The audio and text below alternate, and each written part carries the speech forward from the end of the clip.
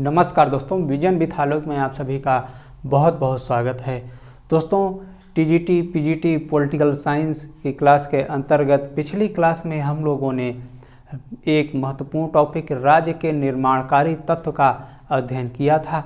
हमने पिछली क्लास में जाना था कि राज्य के कुल 4 महत्वपूर्ण घटक होते हैं और जिसमें भूभाग, सरकार, जनसंख्या और संप्रभुता, और एक 5वां तत्व जिसे अंतर्राष्ट्रीय मान्यता के संदर्भ में कुछ विचारक मानते हैं, लेकिन उसे पूरी तरह सार्वभौमिक मान्यता नहीं मिल पाई है।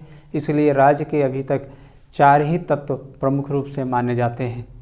दोस्तों, हमने जो पिछली क्लास पढ़ी थी उसी कड़ी में आज हम लोग एक नया टॉपिक पढ़ेंगे, और वो टॉपिक है कि राज्य के संदर्भ में महत्वपूर्ण विचारकों ने क्या क्या अपने कथन प्रस्तुत किए उसके बारे में। ये बहुत महत्वपूर्ण है आपके टीजीटी पीजीटी परीक्षा के दृष्टिकोण से, क्योंकि यहाँ से बार बार सवाल पूछे जा रहे हैं। सबसे ज़्यादा दोस्तों कथन से सवाल आते हैं, और कथन कोई भी टॉपिक हो उसको अगर आप अच्छे से याद कर लेते हैं तो एक एक सवाल की लड़ाई है, और एक एक सवाल आपको सफलता के कतार में खड़ा कर देगा। तो दोस्तों, आइए देखते हैं कि विचारकों ने वो कौन से विचार प्रकट किए जो राजनीति विज्ञान में एक मिसाल बन गया और आपके लिए बहुत महत्वपूर्ण है। दोस्तों, पहला जो स्टेटमेंट है वो कहता है कि राज्य व्यक्ति का बृहद रूप है। राज्य व्यक्ति का बृहद रूप है, और यह कथन दोस्तों महान विचारक प्लेटो का है। महान आदर्शवादी विचारक प्लेटो ने कहा कि राज्य व्यक्ति का बृहद रूप है। दूसरे शब्दों में कहें तो राज्य व्यक्ति का विराट रूप है। ऐसा कथन प्लेटो महोदय ने कहा था। अगला स्टेटमेंट है राज्य परिवारों, ग्रामों का समूह है जो एक आत्मनिर्भर पूर्ण इकाई है। यह कथन दोस्तों किसका है? अरस्तु का है। अरस्तु जो राजनीति विज्ञान के पिता माने जाते हैं, उन्होंने कहा राज्य के विषय में कि राज्य क्या है? राज्य परिवारों, ग्रामों का एक समूह है जो एक आत्मनिर्भर पूर्ण इकाई है। दोस्तों, अरस्तु आत्मनिर्भरता बहुत जोर दे रहे हैं। हमने देखा था पिछली क्लास में ही कि राज्य के जो जनसंख्या होती है उसके संदर्भ में अरस्तु ने स्टेटमेंट दिया था कि राज्य की जनसंख्या इतनी ज़्यादा नहीं होनी चाहिए कि वह आत्मनिर्भर न बन सके, और इतनी कम भी नहीं होनी चाहिए कि वह आत्मरक्षा न कर पाए। अर्थात राज्य की जनसंख्या इतनी होनी चाहिए कि वह आत्मनिर्भर बन जाए, और इतनी होनी चाहिए कि अपनी सुरक्षा कर पाए। ऐसा कथन अरस्तु ने कहा था, और यह कहते हुए बताया था कि 1 लाख जनसंख्या राज्य की होनी चाहिए, जबकि प्लेटो महोदय ने 5040 जनसंख्या बताई थी राज्य की। और दोस्तों, आपने रूसों के बारे में ही पढ़ा, तो रूसों ने 10,000 नागरिकों की बात कही थी। अगला स्टेटमेंट है राज्य सज्जीवन के लिए पृथ्वी पर आया है और सज्जीवन के लिए ही पृथ्वी पर बना रहेगा। दोस्तों, यह भी कथन अरस्तु का है।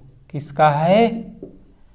महान विचारक अरस्तु ने कहा कि राज्य सज्जीवन के लिए धरती या पृथ्वी पर आया है और सज्जीवन के लिए ही पृथ्वी पर बना रहेगा। इसी तरह से दोस्तों, अगला स्टेटमेंट नागरिकों की चारित्रिक श्रेष्ठता ही एक श्रेष्ठ राज्य का आधार बन सकती है। दोस्तों, यह भी कथन अरस्तु से जुड़ा हुआ है।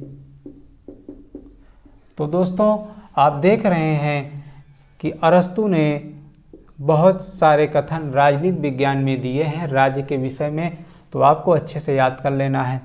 अगला कथन है I am state. I am state, या इसी को हिंदी में कहते हैं मैं ही राज्य हूँ। मैं ही राज्य हूँ बहुत महत्वपूर्ण है दोस्तों, वेरी इंपॉर्टेंट। यह कथन दोस्तों किसके साथ जुड़ा है? लुई 14वां, फ्रांस का सम्राट था लुई 14वां। इसने कहा आई एम स्टेट, मैं ही राज्य हूँ। राज्य के विषय में जब विवाद चल रहा था तो लुई 14वां ने घोषणा किया कि राज्य कौन है, ये परेशान होने की ज़रूरत नहीं है, मैं ही राज्य हूँ, मैं ही विधायिका, न्यायपालिका, कार्यपालिका सब में हम में ही सम्मिलित है, अर्थात राजा में ही सम्मिलित है। तो दोस्तों ये आई एम स्टेट या मैं ही राज्य हूँ लुई 14वां से जुड़ा है। अगला सवाल है, राज्य लोगों के संपत्ति की रक्षा के लिए बनाई गई एक संस्था है। यह किसका कथन है? दोस्तों यह कथन जॉन लॉक का है। जॉन लॉक, जी हाँ, वही जॉन लॉक जो संविदावादी विचारक है, जिसने संपत्ति को महत्वपूर्ण तत्व माना। जॉन लॉक के बारे में आप पढ़ चुके हैं। जॉन लॉक एक पूंजीपति का बेटा था, एक व्यवसायी का बेटा था, और उसने जो सामाजिक संविदा सिद्धांत प्रस्तुत किया उसके केंद्र में संपत्ति महत्वपूर्ण स्थान रखता है। उसके सामाजिक संविदा सिद्धांत का उद्देश्य ही संपत्ति की रक्षा करना है। लॉक ने जो प्राकृतिक अधिकार बताए थे, जीवन, स्वतंत्रता और संपत्ति का अधिकार, तो उसमें दोस्तों संपत्ति के अधिकार को महत्वपूर्ण बताया और कहा संपत्ति के अधिकार में ही जीवन और स्वतंत्रता का अधिकार है। जीवन और स्वतंत्रता का अधिकार इसी संपत्ति के अधिकार में सम्मिलित है। तो इतना महत्वपूर्ण संपत्ति के अधिकार को बताया था जॉन लॉक ने। इसलिए राज्य लोगों के संपत्ति की रक्षा के लिए बनाई गई एक संस्था है। यह जॉन लॉक के साथ है। दोस्तों जॉन लॉक का आ जाए कहीं तो आप कोडवर्ड संपत्ति याद रखे रहिएगा, क्योंकि वो पूंजीपति का बेटा था। संपत्ति की रक्षा करना उसका एक उद्देश्य बन गया था। राज्य एक वर्ग द्वारा दूसरे वर्ग के दमन की अवस्था है। राज्य की परिभाषा दिया है, एक वर्ग द्वारा दूसरे वर्ग के दमन की अवस्था है। यह कथन दोस्तों महान विचारक लेनिन का है, मार्क्सवादी विचारक लेनिन का है, जिसने रूस में बोल्शेविक क्रांति को अंजाम दिया था और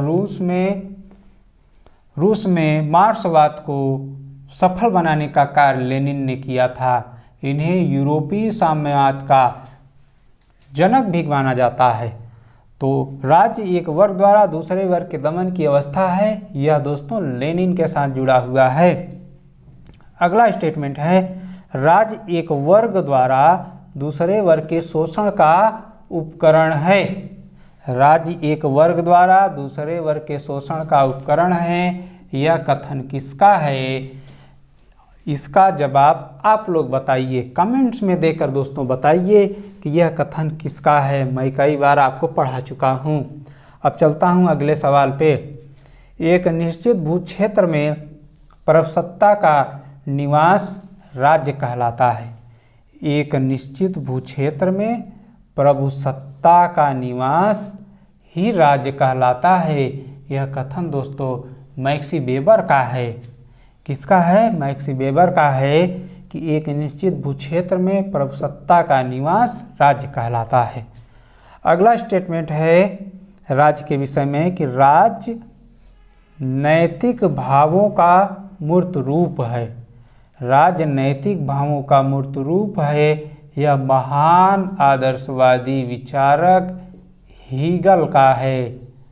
हीगल का है, जो हिटलर का मानस पुत्र भी माना जाता है। हीगल जो चरम आदर्शवादी हैं वो कहते हैं राज्य क्या है? नैतिक भावों का मूर्त रूप है। तो दोस्तों जो आदर्शवादी विचारक होते हैं वो नैतिकता की बहुत सारी बातें करते हैं, आदर्शवाद की बात करते हैं। तो जहाँ नैतिकता आदर्शवाद की बात आ जाए, आप सीधे समझिए वो आदर्शवादी विचारक हैं। और आदर्शवादी विचारक में हीगल जो है चरम आदर्शवादी माने जाते हैं। तो इस तरह राज्य नैतिक भावों का मूर्त रूप है, हीगल से जुड़ा है। दोस्तों अगला है, शक्ति केवल डाकुओं के गिरोह का संगठन कर सकता है। सख्त केवल डाकुओं के गिरोह का संगठन कर सकता है, राज्य का नहीं। बहुत इम्पोर्टेंट है दोस्तों, यह कथन बोंदा का है, महान विचारक बोंदा का है, जो संप्रभुता के जनक माने जाते हैं। वो कहते हैं कि सख्त केवल डाकुओं के गिरोह का संगठन कर सकता है, लेकिन राज्य का संगठन नहीं कर सकता। दोस्तों अगला स्टेटमेंट हम देखते हैं कि राज्य काली मिर्च, तंबाकू, काफी, वस्त्र जैसी तुच्छ वस्तु के विषय में व्यापार करने के लिए साझेदारी नहीं है। यह कथन दोस्तों बर्क महोदय का है। किसका है? बर्क महोदय का, जिसने कहा कि राज्य कोई ऐसी तुच्छ वस्तु नहीं है जो काली मिर्च, तंबाकू, काफी, वस्त्र जैसी तुच्छ वस्तु के व्यापार के लिए साझेदारी की जाती है। ऐसा नहीं है। राज्य तो एक विशेष चीज़ है, एक अच्छी चीज़ है। यह बर्क महोदय ने कहा। दोस्तों एक विचारक हैं स्पेंसर महोदय, जो व्यक्तिवादी विचारक माने जाते हैं, नकारात्मक व्यक्तिवाद के जनक माने जाते हैं। उन्होंने क्या कहा कि राज्य एक ज्वाइंट स्टॉक कंपनी है जो व्यक्तियों को परस्पर सुरक्षा का आश्वासन देती है। स्पेंसर जो चरम व्यक्तिवादी है, नकारात्मक व्यक्तिवाद के जनक माने जाते हैं, उन्होंने कहा कि राज्य एक ज्वाइंट स्टॉक कंपनी है जो व्यक्तियों को परस्पर सुरक्षा का आश्वासन देती है। अगला स्टेटमेंट है दोस्तों, राज्य एक निश्चित भूभाग में रहने वाले राजनैतिक तौर पर संगठित लोगों का जनसमुदाय है। यह दोस्तों ब्लंसली का कथन है। किसका है? ब्लंसली का कथन है कि राज्य एक निश्चित भूभाग में रहने वाले राजनैतिक तौर पर संगठित लोगों का जन समुदाय है। अगला स्टेटमेंट दोस्तों, राज्य एक प्रादेशिक समाज है। राज्य क्या है? राज्य एक प्रादेशिक समाज है जो सरकार व प्रजा में विभक्त है, जो अपने निश्चित भौगोलिक क्षेत्र में अन्य सभी समुदाय पर सर्वोच्च सत्ता रखता है। यह कथन दोस्तों किसका है? यह कथन महान विचारक लास्की का है। महान विचारक लास्की ने कहा, क्या कहा? कि राज्य एक प्रादेशिक समाज है जो सरकार प्रजा में विभक्त है, जो अपने निश्चित भौगोलिक क्षेत्र में अन्य सभी समुदायों पर सर्वोच्च सत्ता रखता है। तो एक तरह से राज्य की परिभाषा को बहुत सटीक रूप से परिभाषित करने का प्रयास लास्की महोदय कर रहे हैं, जिसमें राज्य के चारों तत्व आपको देखने को मिल रहे हैं। इसके बाद दोस्तों अगला स्टेटमेंट है, राज्य अनेक परिवारों व उनके सामान्य संपत्ति की विधि सम्मत सरकार है, जिसमें संप्रभु शक्ति व विवेक का शासन होता है। यह कथन देखा जाए दोस्तों बोंदा का है। किसका है?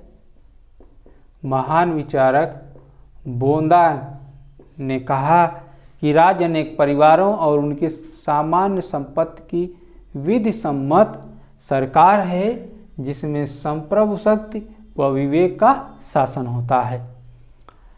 दोस्तों जो अगला कथन है वो कहता है कि राज्य व्यक्तियों का ऐसा समूह है जो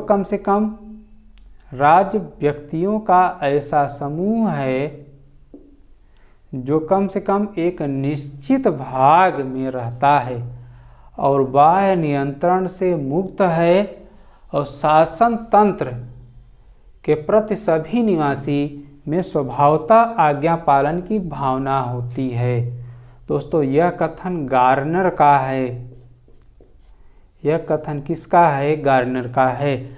और यही एक ऐसी परिभाषा है जो राज्य को पूरी तरह से परिभाषित कर रहा है। गार्डनर की परिभाषा में राज्य के चारों तत्व स्पष्ट तौर पे दिखाई दे रहे हैं।